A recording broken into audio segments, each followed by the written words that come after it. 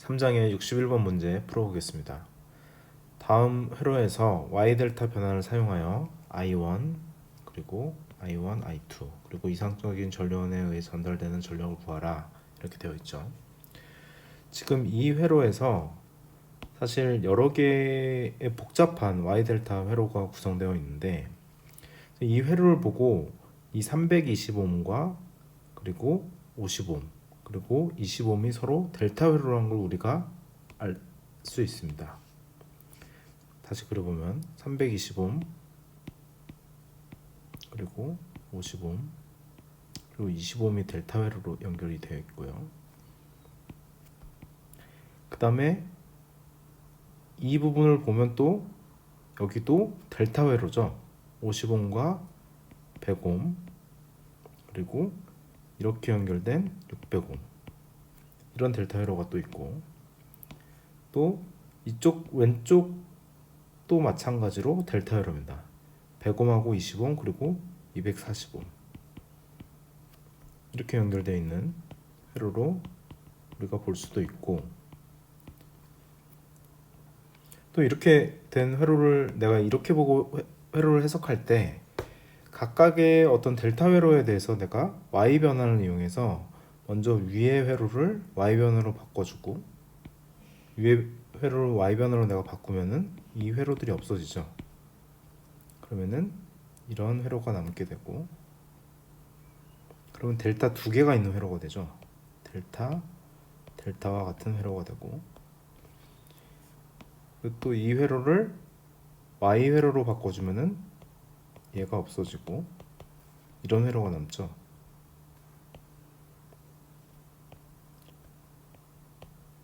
이 부분만 남아서 내가 해석을 해도 됩니다. 물론 이쪽은 이 회로에서 전류가 흐르지 않는 형태로 돼서 나머지 이 부분만 내가 해석을 해도 되죠.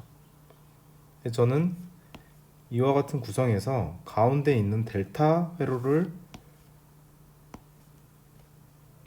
해석하는 것이 아니라 가운데 있는 y 회로를 델타로 변환해서 해석을 하도록 하겠습니다.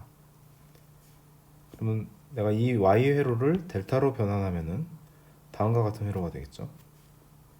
그러니까 델타로 변환하면은 320옴하고 위의 회로 그리고 각각 두 개씩의 어떤 병렬 연결 관계가 되는 이런 델타 회로가 나오겠죠.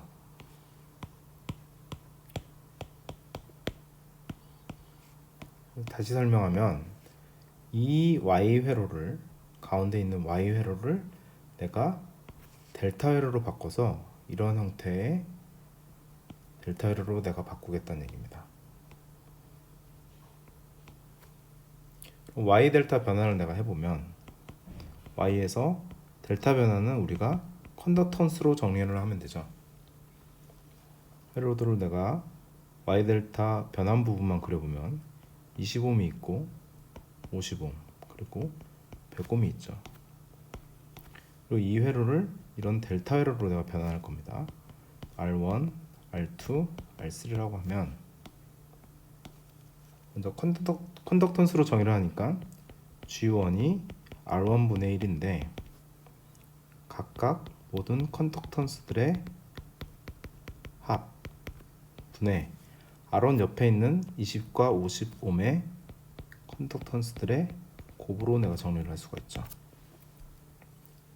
분모는 여기서 0.08이 되고 분자는 1000분의 1이 돼서 이를 정리하면 0.0125 지멘스가 나옵니다. 방금 구한 것은 저항 R1에 대한 역수 값이죠. 따라서 R1은 이 값의 역수인 80옴으로 우리가 구할 수가 있습니다. 마찬가지로 나머지 델타 회로의 저항값을 내가 구해보면 분모는 똑같이 각 컨덕턴스들의 합이 되고 R2 같은 경우는 20옴하고 100옴의 컨덕턴스의 곱으로 내가 쓸 수 있죠. 이걸 정리하면 6.25 곱하기 10의 마이너스 3승이 나오고, 따라서 이를 또 역수를 해서 R2로 구하면 165옴이 나옵니다. 그리고 G3는 R3의 역수인데 0.08분의 R3 같은 경우는 100옴하고 50옴이 옆에 있으니까 100분의 1 곱하기 50분의 1 이렇게 정리할 수 있죠. 이 값이 2.5 곱하기 10의 마이너스 3승이 되고 R3는 400옴으로 우리가 구했습니다.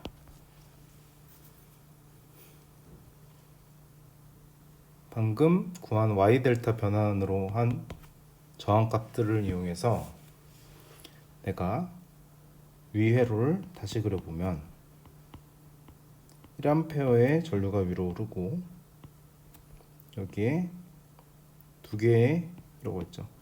325옴이 있고 방금 우리가 구했던 이 녹색 부분 델타 회로의 녹색 부분이 있죠. 여기가 80옴 그리고 여기에 600옴이 있고 여기서 구했던 델타인데 이것을 밑으로 우리가 그리겠습니다. 그리고 여기 R3 값이 400옴이었죠. 그리고 여기에서 구했던 R2 값이 160옴 여기에 원래 있던 240옴 이와 같은 회로로 바꿀 수가 있죠. 그럼 여기서 각각 병렬 관계에 있는 것들의 저항의 병렬 관계에 있는 것들을 정리해서 회로를 다시 그리면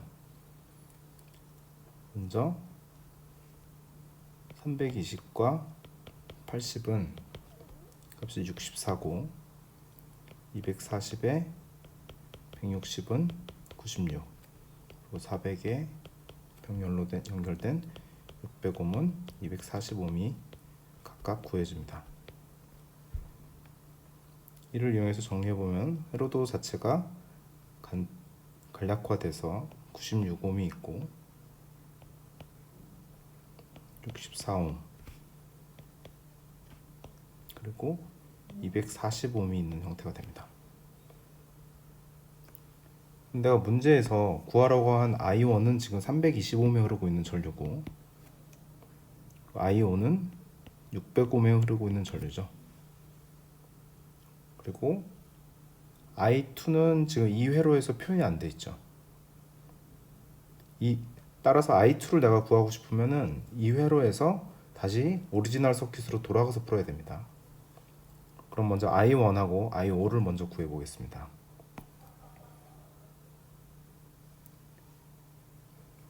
자, 여기서 이쪽으로 흐르는 전류를 내가 I라고 하면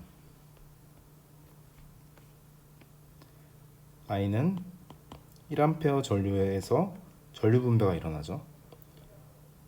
아래 96옴하고 64옴과 245옴이 병렬로 연결된 즉 이 둘의 합이 304옴이죠.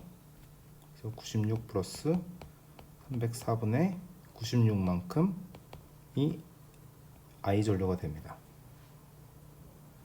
이 값을 계산하면 0.24A고 이 I 전류 중에서 325옴에 흐르는 것은 결국에 64옴이 결국에 이 두 개 병렬을 내가 그린 거기 때문에 I1은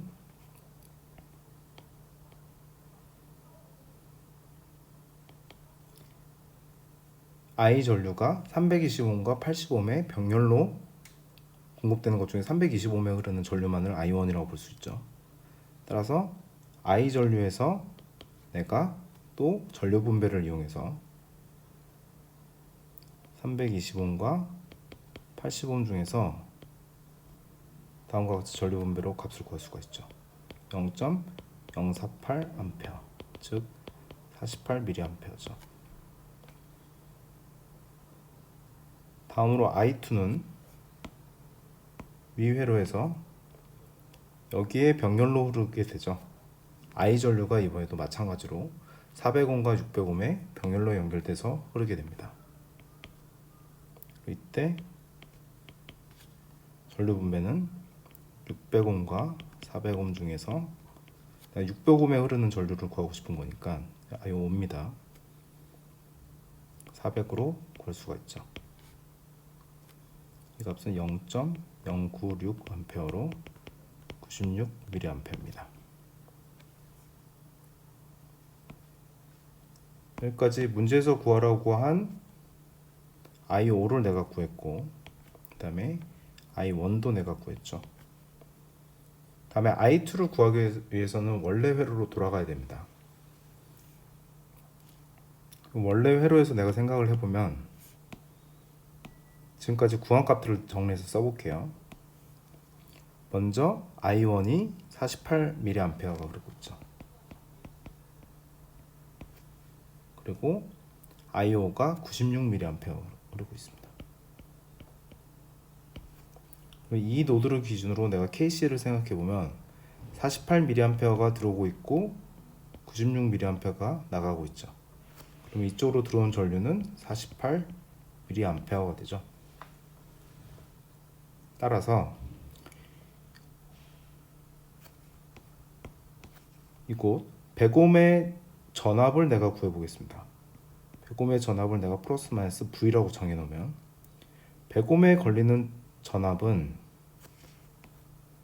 여기 녹색으로 표시하는 KVL에 의해서 50옴과 600옴에 걸리는 전압과 같죠. 따라서 V는 50옴의 전압이 플러스 마이너스로 보면 50옴 곱하기 48mA가 50옴에 걸리는 전압이고, 여기에 600옴의 플러스 마이너스로 해서 전류가 아래 방향으로 오르니까 96mA가 그렇죠. 여기는. 그래서 다음과 같이 각각의 50옴에 걸리는 전압 그리고 600옴에 걸리는 전압의 합으로 나타낼 수가 있습니다. 이를 구하면은 6만 mV가 나와서 이 값이 최종적으로 60V라는 걸 내가 알 수 있습니다.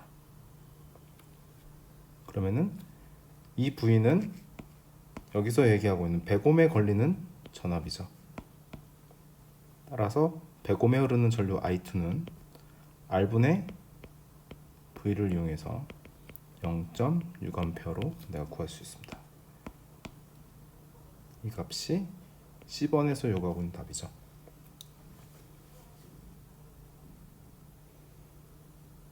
다음 D번에서 이상적인 전류원에 의해서 전달되는 전력을 구하라고 그랬죠.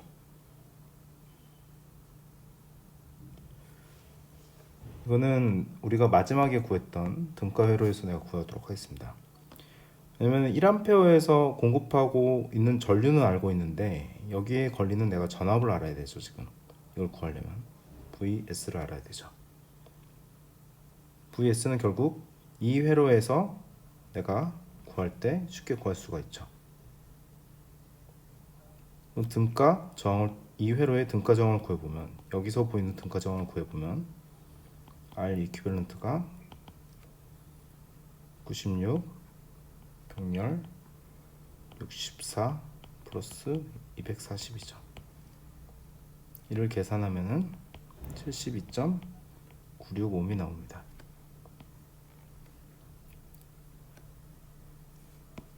따라서 최종적으로 간략하게 저항 하나로만 나타낸 등가 회로를 그려보면, 이 회로의 등가 회로를 그려보면 얘가 72.96옴의 저항을 갖는 회로로 나타낼 수가 있고, 이때 여기에서의 전압은 1A가 이 방향으로 흐르니까 이 전압 VS를 구해보면 VS가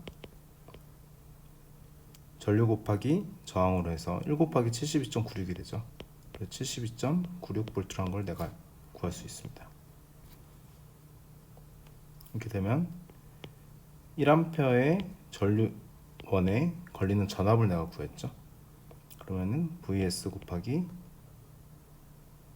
1A로 전력을 구할 수가 있는데, 이때 방향이 전류의 방향이 위로 향하고 있으니까 수동부호 규약에 맞췄으려면 여기다 마이너스를 곱해줘야 되죠.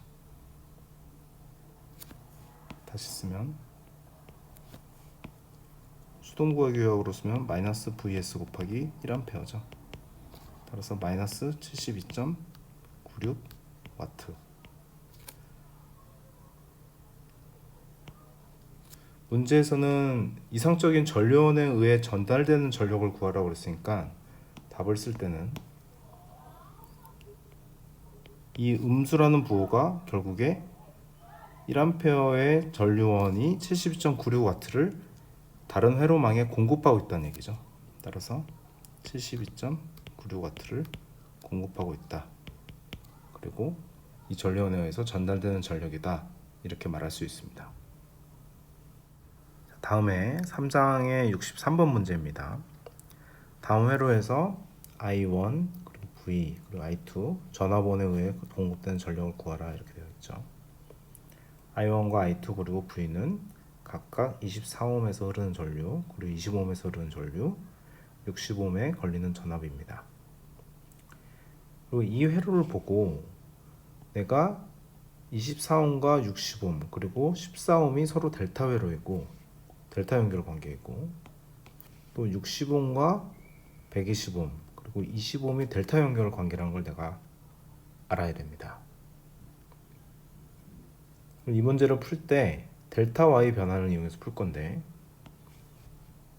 델타 Y 변환을 하게 되면 내가 오른쪽에 파란색 부분만 델타 Y 변환을 하겠습니다. 파란색 부분을 델타 Y 변환을 하면 다음과 같이 이런 델타 회로를 Y 회로로 바꿀 수가 있죠. Y 회로로 바꾸면 이 120옴과 60옴과 20옴이 사라지는 거죠. 결국에 남는 회로가 이렇게 됩니다.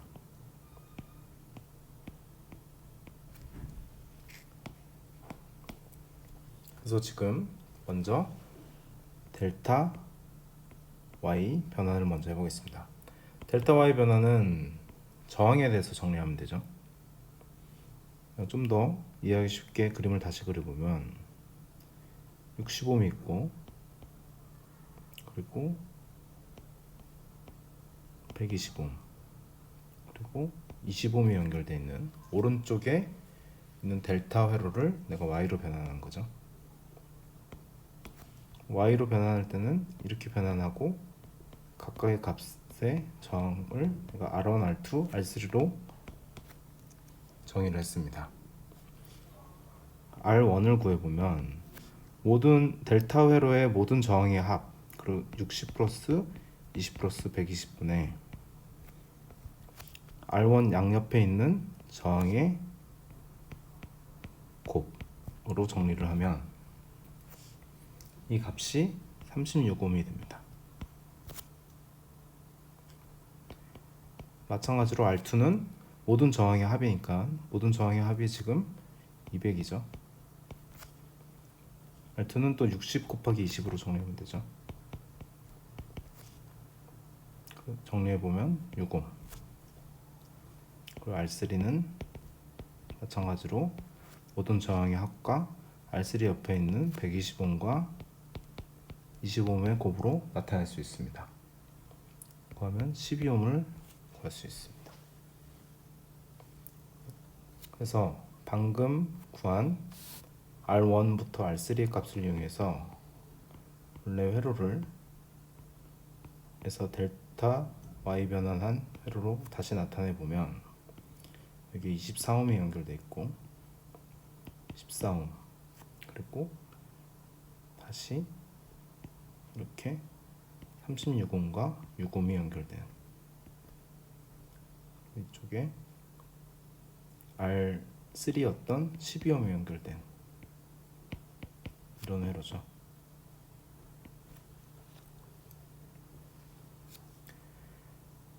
그러면 이때 내가 전원에서 보이는 등가 저항을 한번 구해 보겠습니다.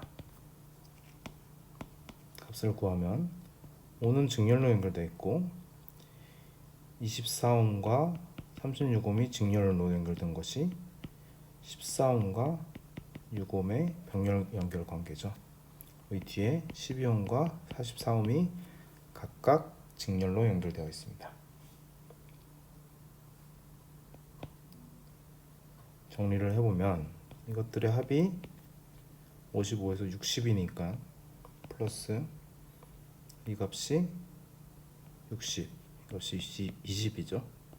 그래서 60 곱하기 20분의 60 더하기 20분의 60 곱하기 20으로 정리하면 이 값이 75옴이 나옵니다.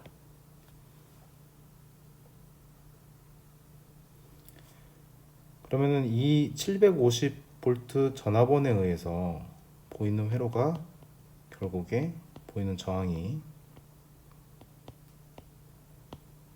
75옴이 되고, 이때 여기에 같은 단자로 내가 볼 수가 있죠. 이때 여기로 흐르는 전류 I는 R분의 V로 10A라는 것을 구할 수가 있습니다. 그럼 이 회로에서도 일로 흐르는 전류가 10A가 되고, 위 회로에서도 750V의 전원에서 나오는 전류가 10A가 되죠.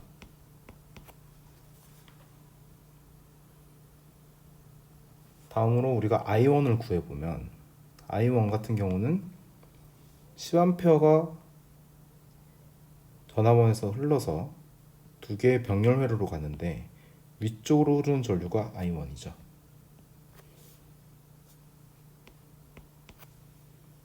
그러면은 두 개의 병렬 회로로 전류 분배를 이용해서 구하면 됩니다.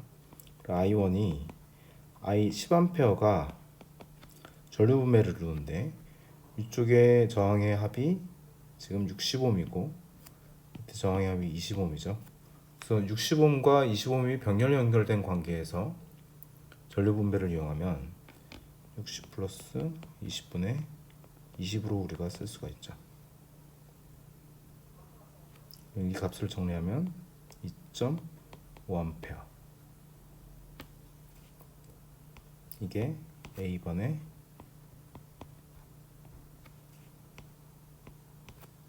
답이라고 정리를 할 수가 있고, 그 다음에 우리가 V와 I2를 구하기 위해서 다음과 같이 한번 정리해 보겠습니다. 우리는 원래 회로에서 한번 풀어볼 건데, 원래 회로에서 지금 I1이 구한 값이 2.5A죠.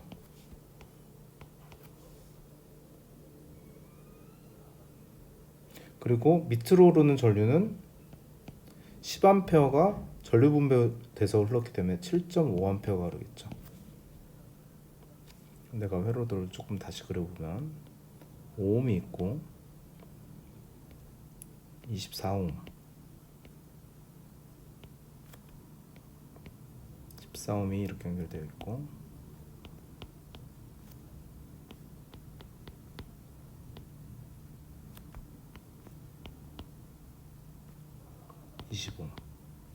이런 연결 관계를 가지고 있죠. 이때 전류만 내가 써보면 이쪽으로 10A, 그리고 이쪽으로 2.5A, 이쪽으로 7.5A 이렇게 흐르고 있고, 여기에서의 저항이 14옴 이렇게 주어져 있고, 실제 이 부분은 병렬 연결된 부분에서 양방향으로 흐르다가 결국에 이쪽에서 나가는 전류는 또 10A가 되겠죠. 이때 문제에서 구해야 되는 것이 여기에 전압과 25옴에 흐르는 전류 I2입니다. 그럼 내가 여기서 24옴에서의 전압을 구할 수가 있죠. 이 전압은 24 곱하기 2.5를 하면 이 값이 60V가 나옵니다. 그리고 밑에 14옴에서의 걸리는 전압도 내가 알 수가 있어요. 14옴에서의 전압은 7.5A 곱하기 14옴을 해서 105V로 내가 구할 수가 있습니다. 여기서 전압이라고 하는 것은 각 소자 양단의 전위차를 의미하는 것이고, 여기에 전압을 내가 만약에 0V라고 내가 가정하면, 이건 어떤 값도 될 수 있지만 여기서는 가정을 한 겁니다. 여기에 전위가 0V라고 가정하면 지금 이 위쪽에 이쪽 부분의 전압이 60V만큼 더 작은 마이너스 60V가 되겠죠. 마찬가지로 14옴에도 적용하면 0V보다 105V가 작은 마이너스 105V라고 하는 값을 가질 겁니다. 우리가 전압은 결국에 서로 상대적인 값만 하기 때문에 이 값을 0V라고 가정해도 전혀 문제가 없습니다. 따라서 V라고 하는 전압은 여기서 우리가 구하고 있는 이 V 전압은 위쪽에 마이너스 60V와 105V의 차이로 정의가 되고, 윗방향으로 마이너스 60V가 마이너스 105V보다 45V 높기 때문에 이 V 값이 45V로 내가 구할 수 있습니다.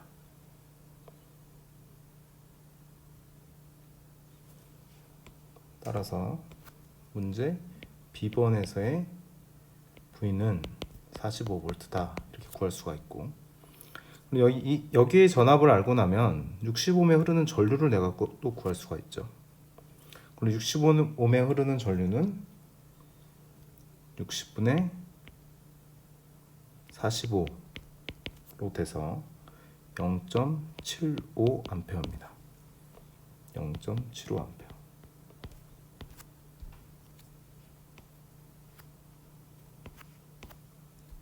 그러면 이 노드에서 들어오는 전류가 지금 0.75A고 들어가는 전류가 또 7.5A가 있죠. 나가는 전류 I2는 0.75A 플러스 7.5A. 전류에 관련된 키르호프의 전류 법칙 KCL을 이용해서 다음과 같이 구할 수가 있습니다. 이게 C의 답이 되겠죠. 정리하면 8.25A.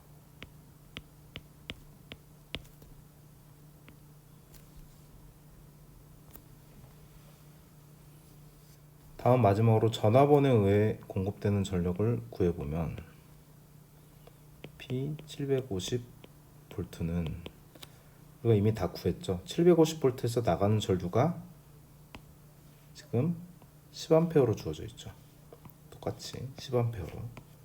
따라서 750V 곱하기 10A 7500, 즉 7.5kW의 전력이 공급되고 있다 얘기하고 있죠. 지금 마지막 여기서는 수동보호 규약이 아니라 능동보호 규약에 따른 것을 정리했기 때문에 이 값이 공급되는 전력이다 이렇게 말할 수 있습니다.